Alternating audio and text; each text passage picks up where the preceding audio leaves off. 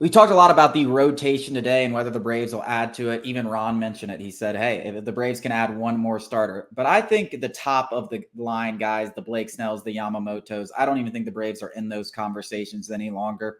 I don't know if the Braves will add another starter. Maybe they just, want to bet on AJ Smith-Shawver, Bryce Elder, Hurston Waldrop, see what those guys give them, and then make a decision at the trade deadline. But I did come up with a list on the site. Go check it out, sportstalkatl.com. Of 5 kind of guys that could be potential one-year targets. And they're in kind of 2 tiers. The first tier is going to be Lucas Giolito and Jack Flaherty. The reason they're in their own tier is because they've had a lot of success.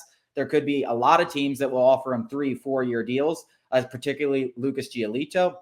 But they're also coming off, injuries, bad seasons, whatever. There's also kind of an interest that, hey, maybe they want to go contend with a guy that they know in Max Fried from high school, contend for a World Series, rebuild their value, something a lot of players have done, and then hit free agency next year if they don't get the offer that they're looking for. And I think I'm not interested in Jack Flaherty or Lucas Giolito if they're multi-year guys, even 2-year guys. I'm not interested in it. But if you're talking about a 1-year deal, kind of a prove-it contract to rebuild that value, which we've seen with Ozuna, we've seen with Josh Donaldson have a lot of success, I think that's something that I could be interested in.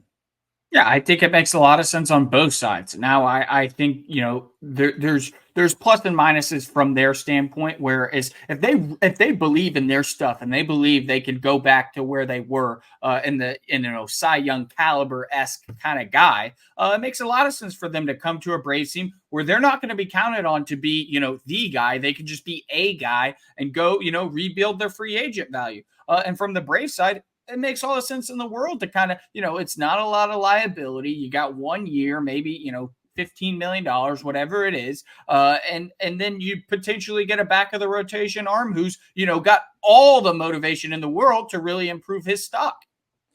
Yeah, I mean, just look at, and I know it's comparing apples to oranges, but Jordan Montgomery, I mean, if he hit free agency 2 or 3 years ago, and listen, Jordan Montgomery was having a pretty good season, much better season than Giolito and Flaherty, he probably would have only gotten $70-80 million. He goes to the Rangers, helps them win a World Series, performs well in the playoffs. They're going to have all those opportunities to earn in Atlanta. And now we're talking about a guy who could be challenging $200 million, definitely going to get 130, 140. And I think it's going to be in between that 150 to $200 million range that he's getting. And a lot of that stems from the fact he showed up in the postseason. He doesn't have this unbelievable stuff, but he was electric and he was steady Eddie all season. And then he comes up, shows up in the postseason, and now he's going to earn this massive contract. And you could see something similar, maybe not as great as $150 million, but we could be talking about 4 years and 100 for Lucas Giolito instead of 4 for 50 or 4 for 60. And the same goes for Flaherty.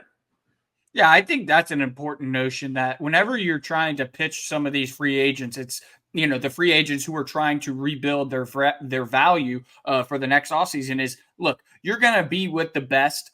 So, your deficiencies are going to be covered up, whether you're joining the rotation or the field. In this case, it would be the rotation. But also you're going to have an opportunity in the postseason on the biggest stage, brightest lights, to prove to another suitor potentially that you do have what it takes to, get the job done in October. And honestly, teams will pay for that alone.